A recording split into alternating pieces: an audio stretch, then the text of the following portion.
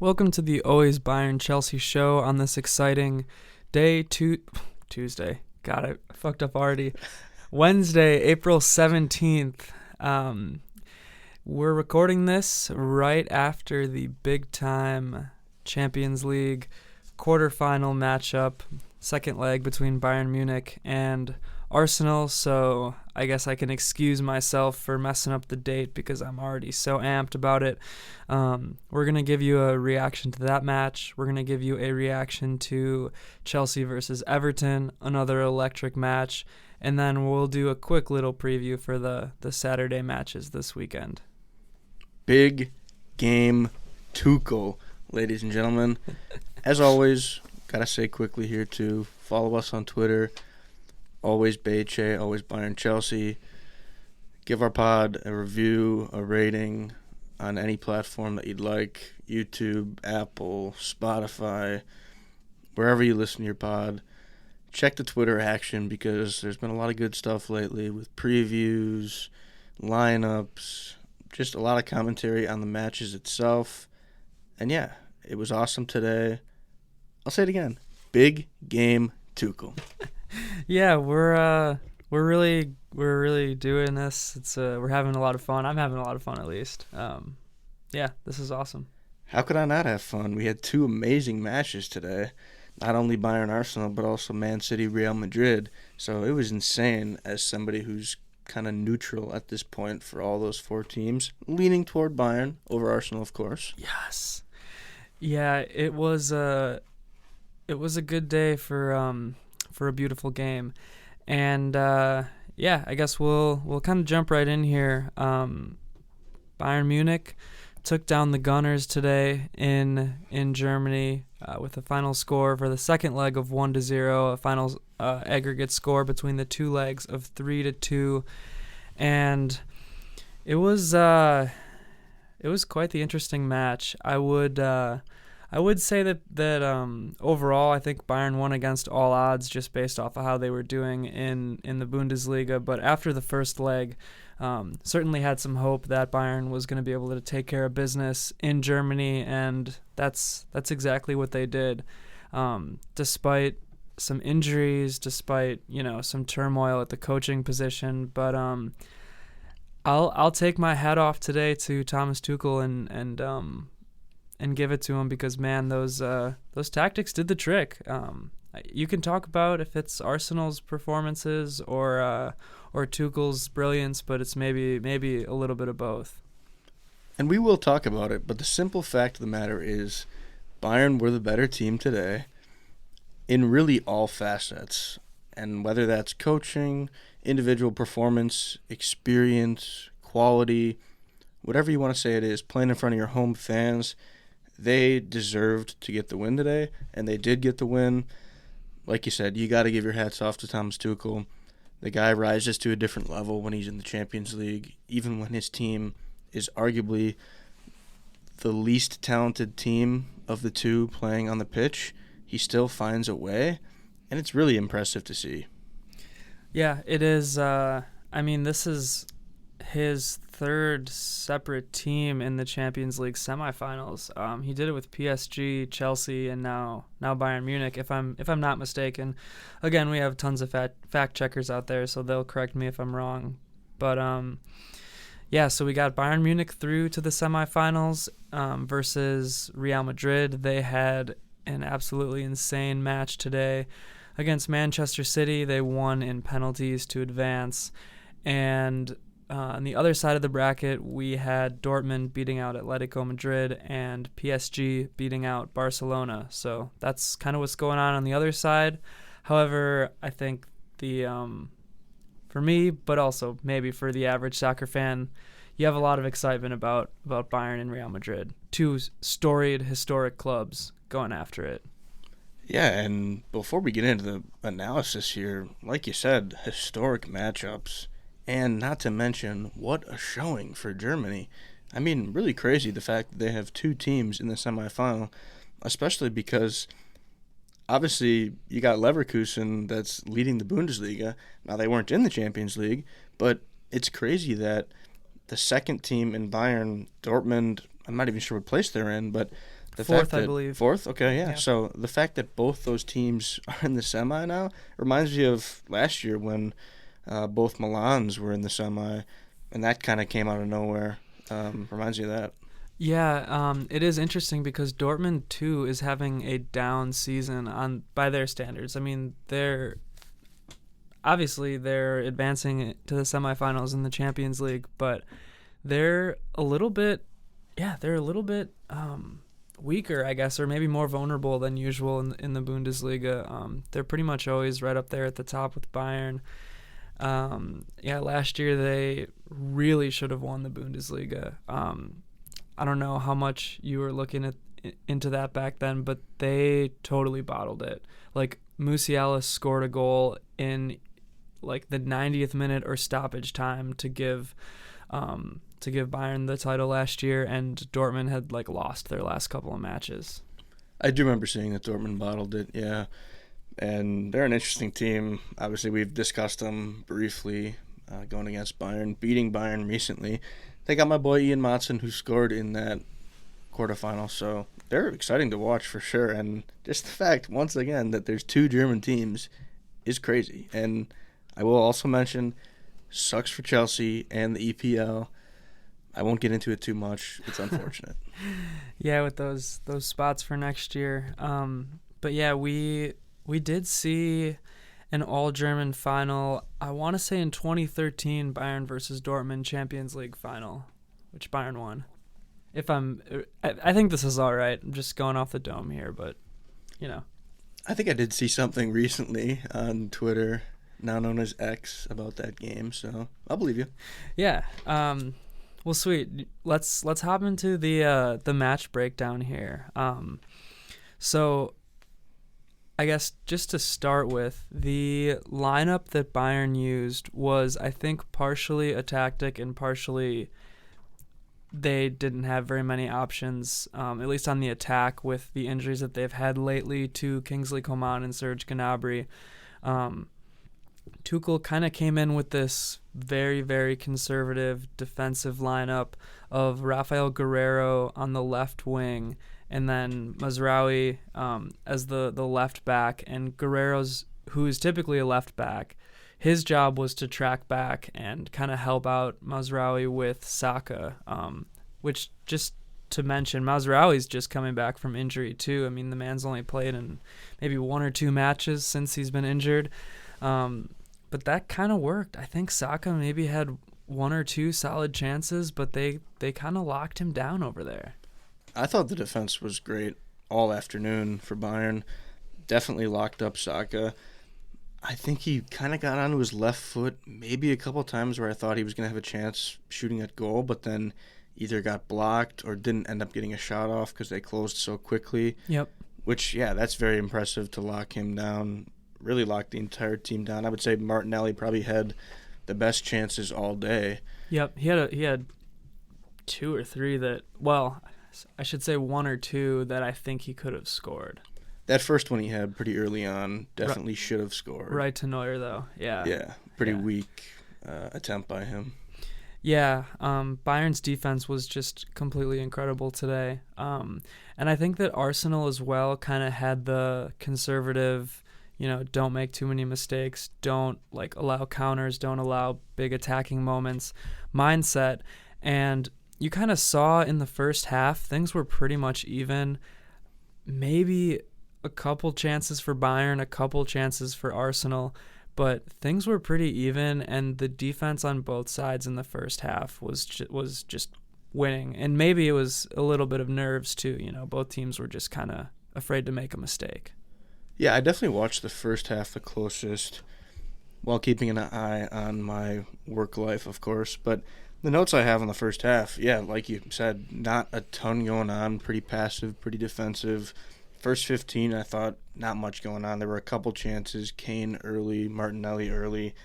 Second 15, I thought Bayern actually quite dominated. And possession-wise, definitely had the ball pretty much that entire second 15, but didn't do a ton with it. Arsenal kind of tried to get into form, but weren't doing much. I wrote down Jorginho looked all right, the former Chelsea player. But once again, neither team was doing much with it. Neuer had a decent save around the 30th minute. And I do want to note here, 35th minute, a funny moment when Saka gets drilled by a cross. Yep. Goes down. Right on his head. Right in his face, essentially. Yeah. Yep. They stop it for head injury.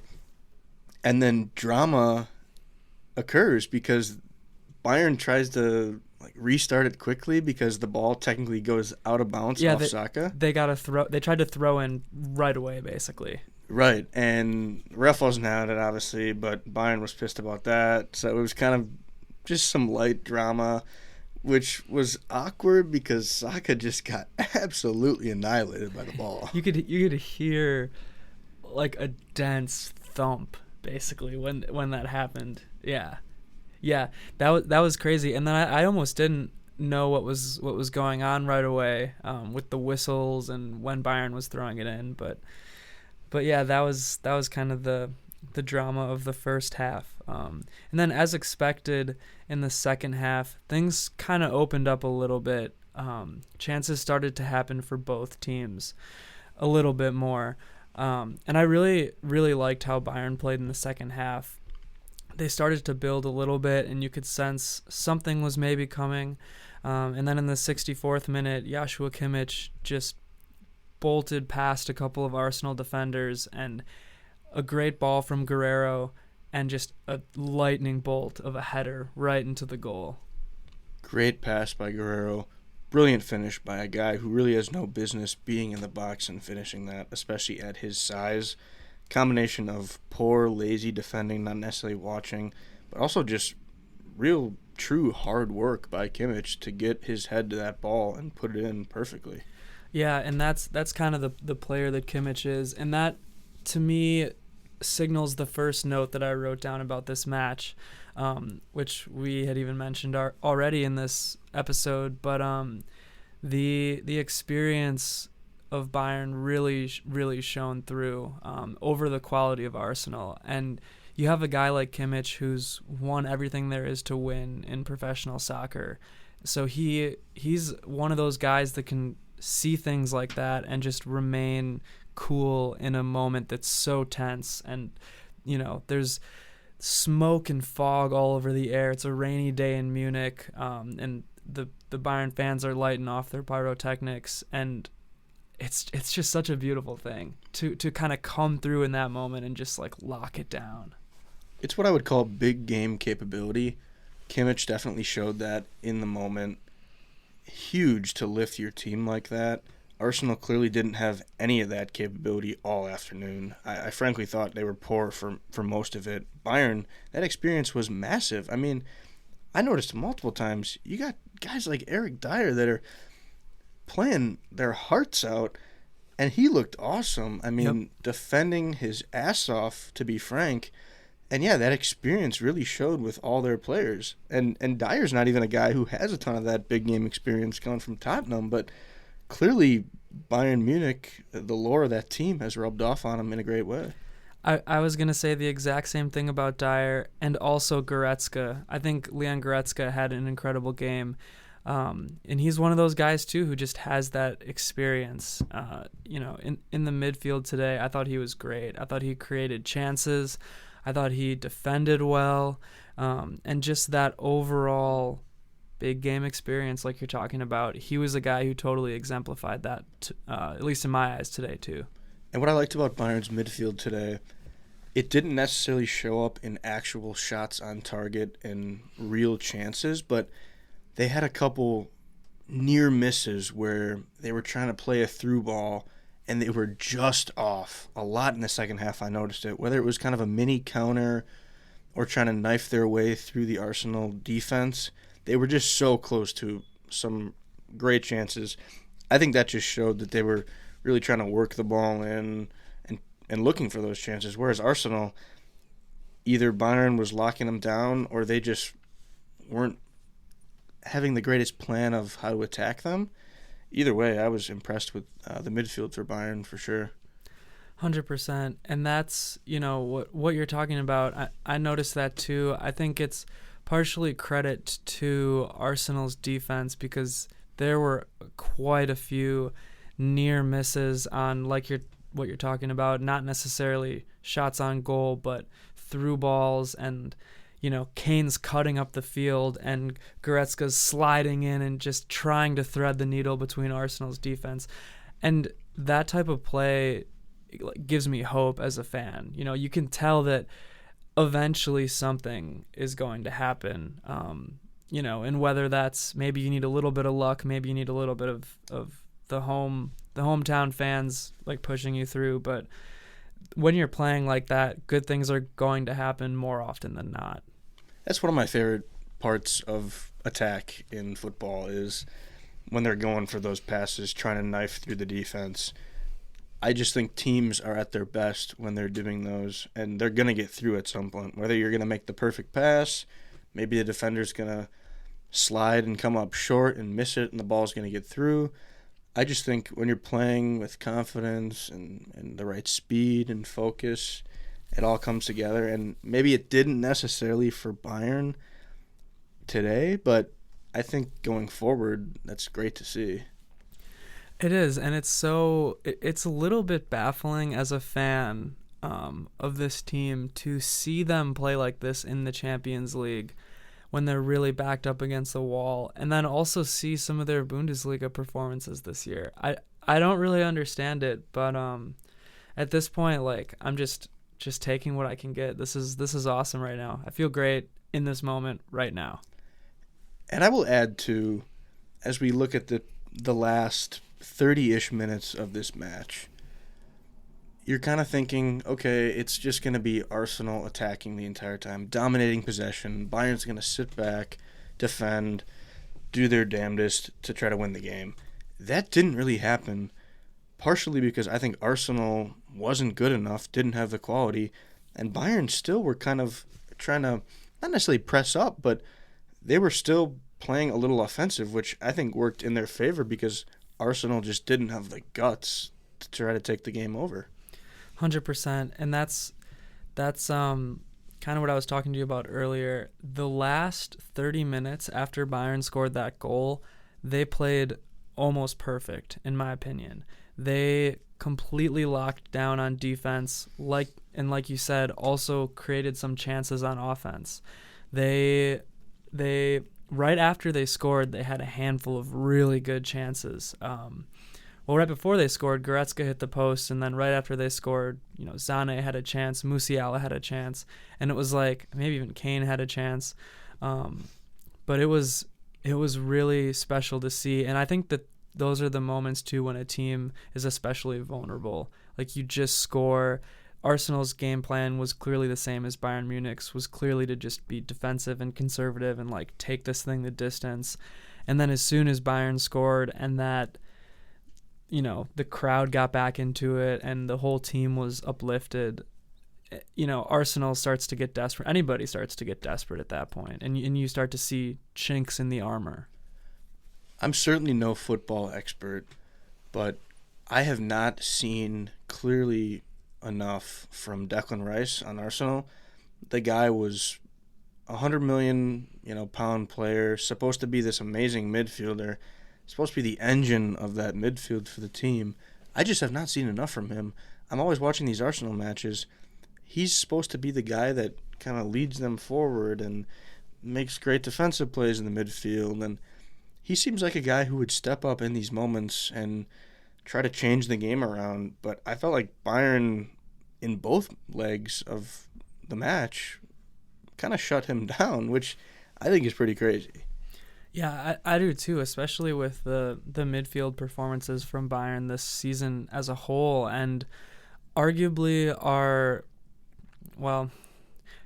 best midfielder this season has been Pavlovic, who is potentially not fit to play 90 minutes / maybe Tuchel just wanted to keep rolling with what worked well for him in the first leg.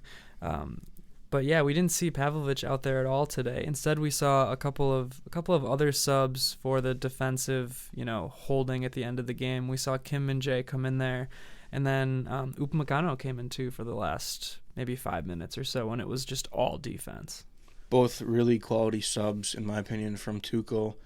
Kim and Jay, I thought, looked great. Coming in for, did he come in for Guerrero or what's the other guy? I forget his name. Upamecano came in for Zane. I think that Kim might have came in for Limer. I forget who he came in. Yeah, Yeah. could be. Whoever he came in for. He looked great. Yeah. And he added that height that you need toward the end when crosses are going to be coming in. And that reminds me of the other thing is that Arsenal had almost no corners the entire match. Yeah. Which, not that corners always lead to goals. In fact, they really never do. But still was crazy to see that Bayern was dominating that end of things. Yeah, and I thought while you were talking, Kim came in for Mazraoui because the left back. Yeah, because Mazraoui is potentially not even healthy to play 90 minutes at this point either. He's another one of those guys who's been banged up and just kind of coming back in the nick of time. And he was fine for a guy that I hadn't really seen much of. I feel like he hasn't really played much at all since I've started to watch Bayern. Yeah, and he's also, I think, naturally a right back, but he plays left back for the national team or something like that. So I was definitely pleased with his performance, especially coming back from injury. You don't exactly know what you're going to get. You're saying that, and all I hear is Tuchel's pushing the right buttons. Knows exactly how to get things out of his players. I mean, you can't say anything to the contrary for today's match, definitely. So yeah, that was kind of an overview of the match and how we were feeling during the match. I guess I'll just kind of slide into my player ratings as we've already been talking about the players. But I want to give a huge shout out to Manuel Neuer too. Another guy who isn't even probably 100%. He was rested last week and is coming back from injury. But Neuer now has the most clean sheets in Champions League history, 58, I believe is what I saw. Wow. He is, a lot of people say he's the GOAT. I don't know, enough to make a substantial argument one way or the other, but I'm giving him a 10 today just because he had a clean sheet against a great side, and I can't think of any mistakes he made either that really led to chances or anything. I don't want to say this was a mistake by him because it wasn't. He almost had that weird slip up. I don't even think it would have gone in the goal, but there was that shot in the first half where it kind of got deflected, and he kind of awkwardly tumbled, I think because it got deflected. He overdove it. Right. I know which one you're talking about. Yeah, and he kind of slipped his hand up to corral it and then dove on the ground for it. Like I said, I don't think that ball's going in. Yeah. I remember what you're talking about. I think he overshot it a little bit, like you said, probably because of the deflection, and then almost tipped it out, but eventually got it and saved it all, and it was all fine. But yeah, then speaking about Mazraoui, I'm giving him a 9 because I think he played almost perfectly. Maybe one or two times I'm remembering Saka kind of beat him, but I mean that's again understandable. A common theme here among the defense, as I'm talking about it, they almost all were perfect from what I'm remembering. So we'll give Mr. Eric Dyer a 10. I can't think of anything he did wrong. I'm really enjoying all the funny memes on Twitter about an Eric Dyer masterclass against Arsenal in the Champions League. I think that's pretty awesome. The times I notice center backs are when a ball gets played and you think it's going to lead to a goal, and then suddenly that center back steps in and erases it. And I saw Dyer do that multiple times today, and that's what I love about watching center backs is when you see plays like that. I just think he was super solid. Yeah, I love when you just see a center back either slide in there or just completely boot a ball all the way out of a precarious situation. So yeah, then I'm giving De Ligt a 9. I thought that Dyer was a little bit stronger than De Ligt today, which is almost insane to say. But again, almost a perfect performance. And then Kimmich, I'm giving a 10. He was really just all over throughout the entire match, lockdown defense, and he obviously scored the only goal. He's my man of the match, and just yeah, an incredible performance from Joshua Kimmich. His experience completely showed. There's a lot of rumors that he's going to go to Man City next year. He had kind of a tough season with Tuchel benching him for most of the year and just a lot of hostility there. But I don't know. At this point, you just got to give him his flowers. He would be so annoying at Man City. I feel like he's just that type of player that can totally get under your skin as an opposing fan. And when you have him, you love him. Yeah, and I think he's kind of that player, too, that Pep could use in that, like, vague role of, like, he's kind of a midfielder. He's kind of, can play right back. I think he would fit well in that, like, system of elusive positions. Oh, without a doubt, he'd be great at Man City. And at right back, they have Kyle Walker, who's kind of aging, so he would definitely fit right in there. Yeah. Okay, so our next 10, as I already kind of talked about Goretzka, his performance, I thought it was great. He was strong on the defense. He was putting great passes out there. Just, yeah, throughout the entire match, I noticed him just kind of doing what you're supposed to do. I hope he sticks around, too. He's a guy that, again, was kind of put down by Tuchel in the beginning of the season, and there were rumors of him leaving. I don't know how true that those rumors are now. I think he's probably going to stay. Hopefully he stays. And Conrad Leimer, I'm giving a 7. I noticed a couple times, actually maybe I'll bump that up to an 8 because I'm only remembering a couple times where he kind of lost the ball or did something that gave Arsenal a few chances. But, man, overall he was solid too in the midfield. Yeah, I already mentioned how much I think the midfield was great for Bayern. Some of that's Arsenal being poor, which I love to talk about and bring up. Yeah. But yeah, Arsenal, this last week for them, just poor. I mean, they lost to Aston Villa at the weekend. Yeah. At home. Yeah, it was 3-0, wasn't it? It was a kind of a whooping. Yeah, it's like just poor. Yeah. Frauds. It's hard to argue against that too. Then anyways, moving up to the attack, I'm giving Musiala a 6. He wasn't bad. I think, the 6 for me is above average, but he didn't live up to his potential. We'll talk about this maybe more a little bit in depth in a different episode or something, but I don't think Musiala's best position is at the 10. I don't know if that's what he always wants to play. I don't know if that's what Tuchel always wants to play him at. I get it today with the whole left wing tracking back situation with Guerrero, but Musiala creates for himself and his teammates so much better when he's on the wing. So unfortunate we didn't see a little bit more out of him today. But then on the other side, but not really the other side, since Musiala was in the middle today, Sané, I'm giving a 7. He's someone who still, I think, is banged up, but he didn't really do anything wrong today. I saw a couple of nice runs from him, a couple of nice passes. He had a chance in the beginning of in the first half where he could have scored, maybe should have scored or should have done something more, but he was enough today. I mean, he was creating. I really, really, really want to see him get back to form because he was, him and Kane probably Bayern's 2 best players in the first half of the season. And then on the other side, we'll give Rafael Guerrero a 10. Again, I don't know what else Rafa could have done today, but he really stepped up. I really enjoyed seeing him on the pitch, putting great passes together, tracking back on defense. That's not an easy ask. Not an easy ask at all, especially against that strong side that Arsenal have. Just a few notes on some of those players that I will add is that I just don't think Bayern had a ton of space with the Arsenal defense, just kind of the way that the game worked out. So I think that's the reason that Sané and Musiala both kind of struggled a little bit at times. Sure. None of their dribble attempts really resulted in much, which when you don't have a lot of space is kind of going to be the result.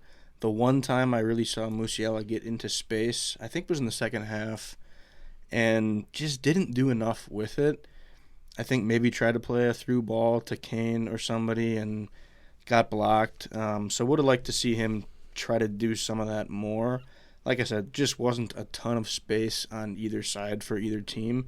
which is kind of the reason I think Saka also struggled in a sense.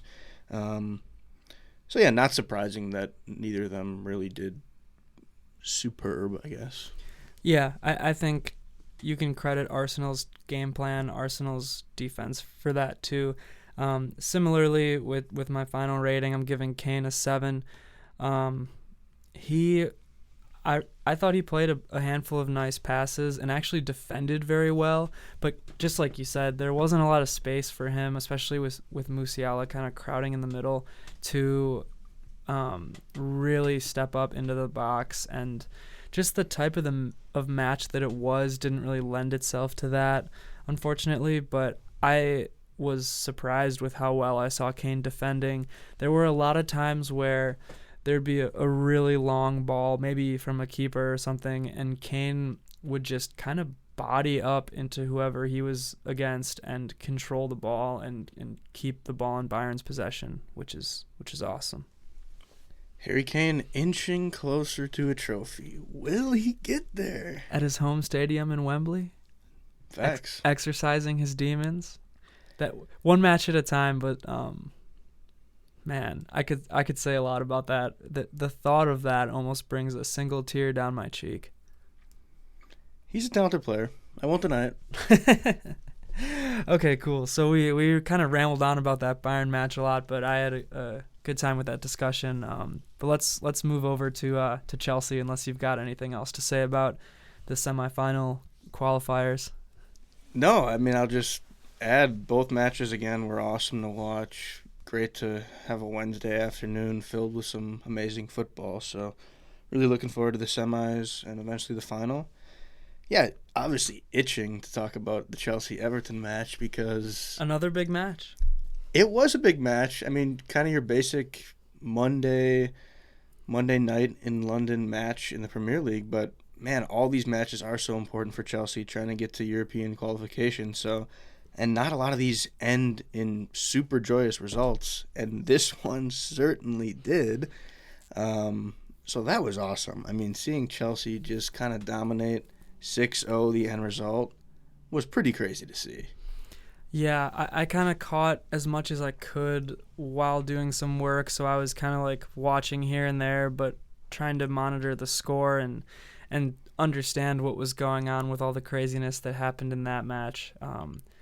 But man, and especially with the penalty situation that happened today for Manchester City, how much are they kicking themselves for selling Mr. Cole Palmer? Yeah, if there's one thing we need to just recap on that match, it's Cole Palmer. Just insane, this guy. I mean, you get him on the last day of the transfer window in the summer. Nobody's really expecting it. One of our sporting directors or analysts or kind of recruitment guys, Joe Shields, brings him in, knows him well.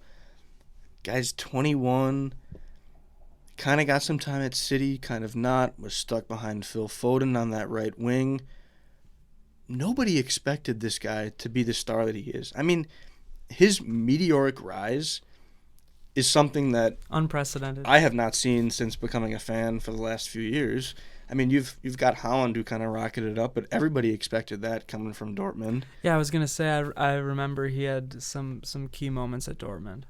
Right, and that was all expected. Whereas Cole Palmer, the guy had talent, sure, but to come into a team like Chelsea, and I understand that they haven't been a top team, but he's really come into his own and said, I'm going to be the guy. I'm going to be the star of this team. He's clearly the guy. I mean, obviously you can look at the stats, right? He's scoring hat tricks in his last two matches, right? Yeah. 4 goals against Everton. But so he has those stats tied for the top scorer in the Premier League right now with Haaland, 20 goals apiece. The other thing though is that, at least for me, with coming into football, you kind of have to pass the eye test and the stats test. Sometimes there's a Venn diagram where those overlap, sometimes there's not, but Palmer clearly passes the eye test. Chelsea, all their players seem like they know he's the guy. They feed him the ball and he produces. And you can't even say that he's just a penalty scorer at this point. Sure, he's got 8 or 9 out of the 20 that are pens. But you look at the Rolodex and his highlights of the goals he's scored, not to mention all the assists that he gets. I think he's got 13 assists in all competitions. Mm-hmm. Haaland's not doing that. It's just insane the goals that he's scoring. And this game against Everton, it was what they call a perfect hat trick. Yeah, left right header, right? Left right header adds a pen, which really could say it's perfect because the pen would be kind of that fourth one, I guess. Yeah. I mean, those goals, I'll run through them. The first one gets the ball in some space, nutmegs the defender, backheels it to Jackson, who gives him a nice little pass with one touch, and then instantly curls it in with the left out of the reach of Pickford. To do that in one touch, maybe slightly look up at the keeper and curl that in, that was an insane goal. And then we follow that up with a reactionary goal, kind of off a nice play by Caicedo and Misha Mudryk. Jackson misses off the keeper, and Palmer's just there reacting to it and heads it in. That's a play that a midfielder kind of makes, trailing the play. Simple reactionary play, but that's hard work right there. 100%. I think, too, the second goal, I noticed it on the second goal, and then maybe the fourth goal. There were so many goals, it's so hard to keep track in that match, but Chelsea played as a team with the passing and the touches and the finishing. Like, I maybe have not seen in the Chelsea matches that I've watched. It was awesome. Yeah, so I mentioned those couple players that kind of led the ball to that second goal. The passing I thought was amazing. Caicedo played super well all day in midfield, just attacking players on the defensive end and then playing some great balls. Yeah, that was really a team goal. The way the goal was scored was kind of off the keeper, but what led it there was purely a team goal. And just kind of that team aspect was great on most of the day. Sure, Palmer's getting 4 of the 6 goals, but they really were working hard as a team. And I think that definitely showed in the third goal, which was pure hard work and pure pressing up on the team, attacking as hard as you can. Yeah, was it a lazy mistake by Jordan Pickford? Yes. But you have to be in the right position, if you're Cole Palmer there, to sneakily take that passing lane away and then instantly with your off right foot to score from distance like that. That's pure talent. Yeah, that was a fun one to see. I know that the bridge was rocking after that one. The bridge was rocking all night, I'm sure. I mean, to win like that, especially with the ups and downs of the season, is pretty crazy. And the fourth one they scored, so 4 in the first half, I think 44th minute, just a beautiful ball by Mark Cucurella. Curls it in, and boy, oh boy, that first touch by Nico Jackson with his left foot to bring the ball down, spin in one move, and then with the right, knock it in. Yeah.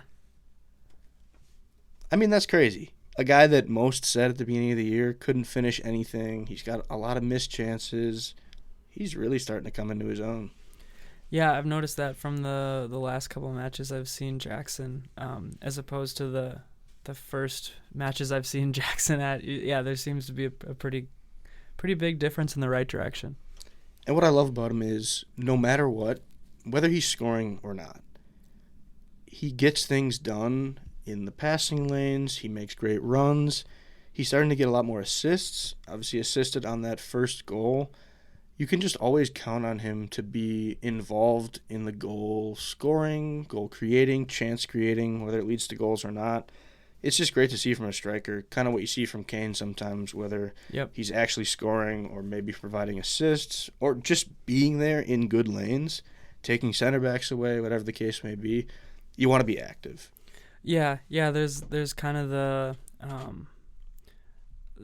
maybe unfair stereotype about some strikers that they just sit in the box all day and just wait for deflections or, penalties or chances or whatever. But to be a truly complete striker, you still have to do it all.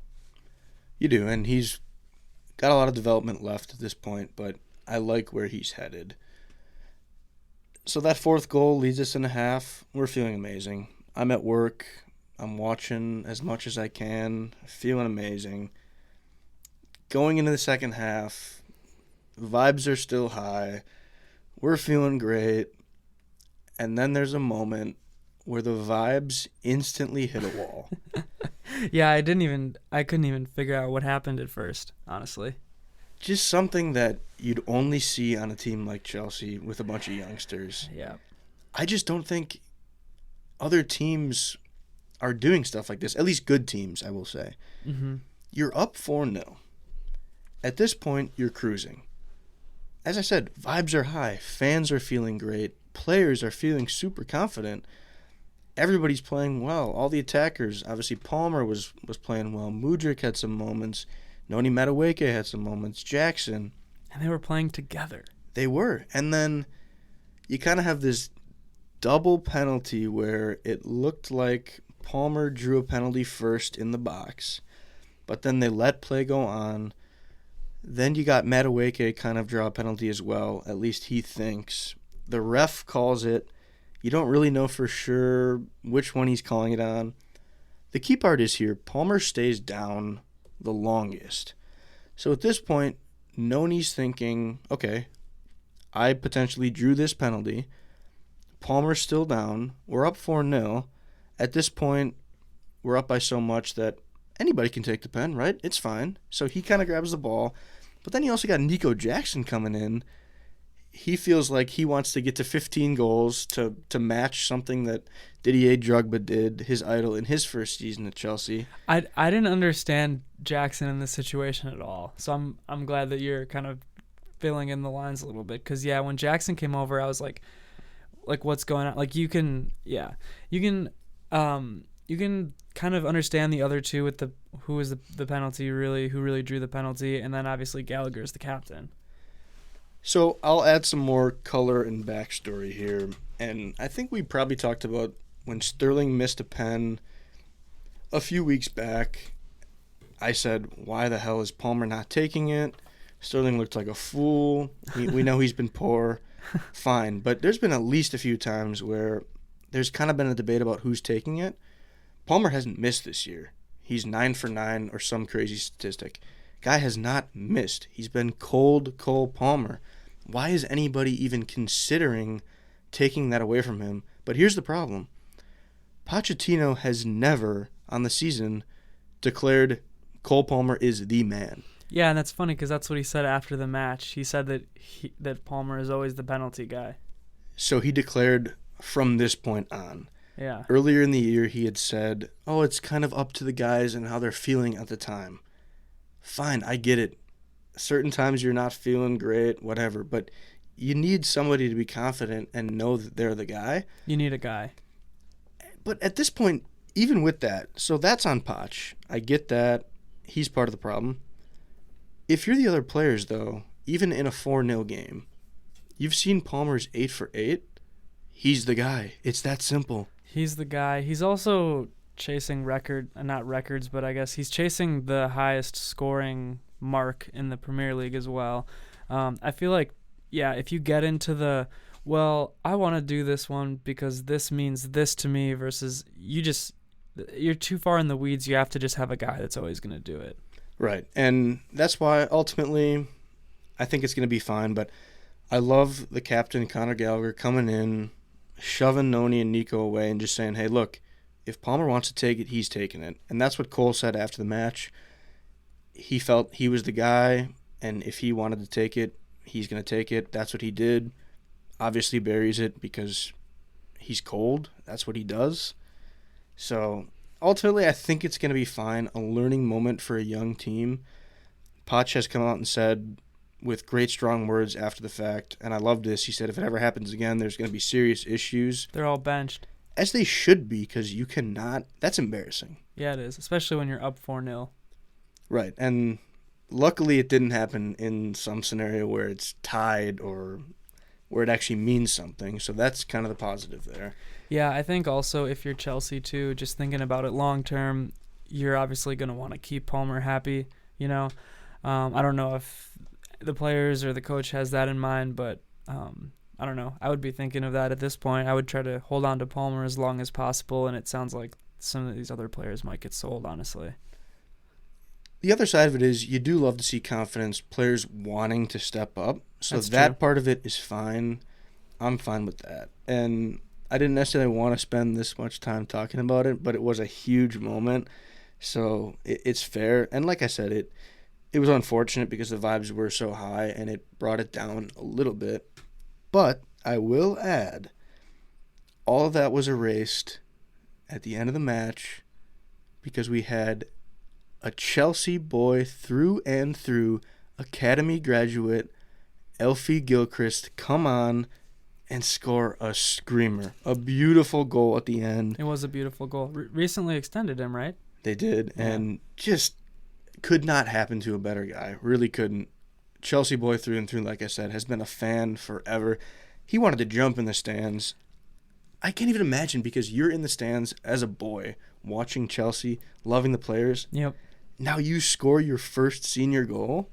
You could totally see the emotion, and you could see all of that in his celebration, and I was just smiling huge when that happened. Not dissimilar from Pavlovic, the former ball boy at Bayern, becoming a star now. And that changed things for the better for Chelsea. And honestly, once again, this game kind of summed up the season because you had all these highs. Then you take a step back with the penalty drama, and then it gets erased, thankfully, at the end by another joyous moment. And I hope that carries momentum into the rest of the season because when they're playing confident, they look so great. I mean, it's awesome when they're playing well and they're happy and they're connecting and Poch is saying good things before and after the match. It feels like things could be hitting a turning point for the better for once, and that's amazing to say. That leads me right into my next question: is how do you feel right now with the state of Chelsea, state of the season, state of the last match, whatever? How do you feel right now going into this weekend FA Cup semifinals against Manchester City? In this moment, I feel great. As I lost my notes because I forgot that we have a match coming up this Saturday. I know I'm so like cloud nine with Bayern, and even just talking about Chelsea too, I'm remembering what I was feeling watching the Chelsea match, and we have to just soak it in and live it up right now because both of us are like very happy. Both of our teams had very good results. Yeah, it was an unreal week, and yeah, so state of the team right now, I'm riding a high. And after the Man City match today, where they had a grueling 120-minute performance, devastating loss, I'm feeling amazing. I'm feeling like Chelsea can get it done. I'm feeling as if Man City are going to be tired, gassed, maybe more motivated, sure, because they lost, and maybe they want to do better in the FA Cup, but I'm feeling great about this team. We've played great against City twice this year. 2 really hard-fought draws. I think it's going to be a great match. A lot of history between the teams. A lot of history with the teams in the FA Cup. They both have a ton of titles. I think it's going to be awesome to watch. I'm really looking forward to it. I want to say that there's some Man City players who are banged up too. Did Kyle Walker play today? I know he's been out. He did. He actually looked pretty good, I thought, today. But he's been out a lot this year. That'll be interesting to monitor, not just him, but a bunch of the kind of older guys on City just to see if they're able to bounce back. Yeah. With, 2 days rest? Old versus young. Right. Chelsea have zero excuse in terms of rest at this point. And it seems like they sometimes don't bounce back, but they played Monday. Now it's going to be Saturday. Plenty of time to rest. Not to mention they're also getting Enzo back, most likely. Axel Disasi should be available, which he wasn't on Monday night. So they're pretty much going to have a full team in terms of the guys that haven't been out most of the year. Clearly not close to an actual full team, as we know. Yep. But in terms of guys that have been around lately, they're pretty much full. Yeah, it's going to be crazy for sure. As I mentioned, they've had 2 insane draws. I'm really interested to see kind of what lineup Chelsea decide to go with, just because there's a guy by the name of Raheem Sterling who's played pretty well against them this year. Just isn't in the greatest form right now, has been sick. Yeah, I was going to say, is he healthy? He was sick, and yeah. I had my sick rant in our last pod, but my sick rant. Exactly. No, I don't know. I I don't love him, but if he plays well against his former team, so be it. Well, he played well the match that I watched when Chelsea played City. Maybe I don't know when that was, but we were at the Highbury. That was like Yeah, a that couple, was the couple one months ago. one, and Yeah, that was when he dusted Kyle Walker and scored that nice goal. yeah. That was when I fell in love with him. Just gonna be honest. Maybe fallen out of love with him since, but The really interesting thing is, and I just talked about how great the attack was, how connected they looked. That fact is true right now, and that was without Sterling. Do I think you're going to play a Mudryk against City? Probably not. That's why I think Sterling is maybe more likely to play. Heck, they could even throw Gallagher on that left wing, just like they did. I think that was against Sheffield when you have Palmer in the cam spot, the number 10 spot. huh? Nico up top, Madueke on that right wing, and then you got Enzo and Caicedo in their usual midfield pivot. That's a possibility. I kind of hate that because I don't think Gallagher is good in that spot, but if they want to get more defensive potentially, they could do that again. Yeah. It'll just be really interesting to watch. I don't necessarily even have a preferred lineup at this point, as long as Jackson's out there, Palmer's out there, Caicedo for sure. The defense, I'd like to see Cucurella again. Gusto, of course, as always, on that right side. Center back, are you going to see Silva, Chalaba, Disasi if he comes back? That'll be interesting to watch as well. Silva, I like in there against the City team just because he's so sturdy and strong. These are all really key things that we'll watch as the week kind of goes on until Saturday. But yeah, either way, no matter what lineup we see, I'm looking forward to it, and I'm going to be buzzing because Chelsea just are looking great right now. That'll be a fun one. Yeah, Chelsea City. That'll be awesome. I mean, FA Cup semifinal too. Like you're just automatically gonna be buzzing. And I will note, with the FA Cup, this is the semifinal. It's at Wembley. Chelsea's played at Wembley once this year, losing the Carabao Cup final to Liverpool. Huge game. Huge. Massive European qualification implications here. Those two words back to back don't belong with all that occasion, but nonetheless, it's massive because with how Germany has been dominating European football now, that extra spot probably won't be available. That 8th spot, Chelsea sit 9th. They might need to get 7th to get the Europa Conference League, whatever it's called. But if you win the FA Cup, automatically puts you into Europe. Wow. So that's a super important wrinkle to consider as well. Chelsea have this golden opportunity in front of them with a tired City team, and then they'd face, I think it's United versus, I forget who is even in the other semi, but Yeah. I just think it's a really golden opportunity. Yeah. 100%. That'll be exciting. Do you have any more thoughts about that upcoming match? No, just that I'm stoked and happy to see this team and what they can do, and this run to end the year could really be special, I think, and lead into some amazing things. Cool. I completely agree with that, and I'm also stoked and excited for that match. And then, yeah, just leading us into our final point here, I'll do a quick little Bayern Union Berlin. That's how I've heard. That's Union, but I'll say Union and maybe get roasted, maybe not. But yeah, we got that match on Saturday as well. Obviously, last weekend you saw Leverkusen clinch the Bundesliga title. Man, hats off to them. Congratulations to them. Outstanding season. Xabi Alonso is the real deal. Still unbeaten in Europe, in Germany, whatever. Like they deserve it, They deserve all their flowers this year. And not that I want to turn this into discussion about Leverkusen, but from what I've kind of seen, seems like they want to make another run at it next year, bringing back players like Wirtz and maybe only selling one important player. Yeah, it's interesting because a while ago I thought that they were going to kind of get raided over the summer. But yeah, with Wirtz and Alonso are pretty closely tied, from my understanding. And Alonso staying, I think Wirtz is going to stay too. I think his contract is up in 2025 as well anyway, so I think he's going to like ride that out. Another young, bright star. Him and Musiala, in my opinion, are Germany's two best young stars. Yeah, it's going to be tough, I think, for Leverkusen to not sell if that's the case with his contract. If you kind of do let him stay and lose him on a free, that's tough when you could get a lot of money with how special he is. Yeah, I know that Bayern wants him badly and is willing to pay a lot of money for him. I'm sure a lot of people would pay a lot of money for him. Unlike some of the other players. I don't know where I was going with that. But I thought you were going to turn that into like a Chelsea like cook or something. I don't know. I was debating cooking a lot of different players and teams there, but I'll let my joyous mood win out at the moment. Good. It's good for all the listeners. It's good for everybody. But yeah, Bayern's second place in the table right now with 63 points. Stuttgart also has 63 points.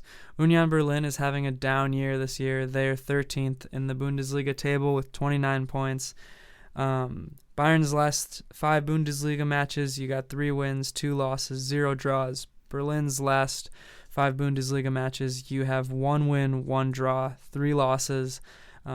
They've been dealing with some injuries and other problems this year, which is unfortunate for them because they're a lot of times a European contending team.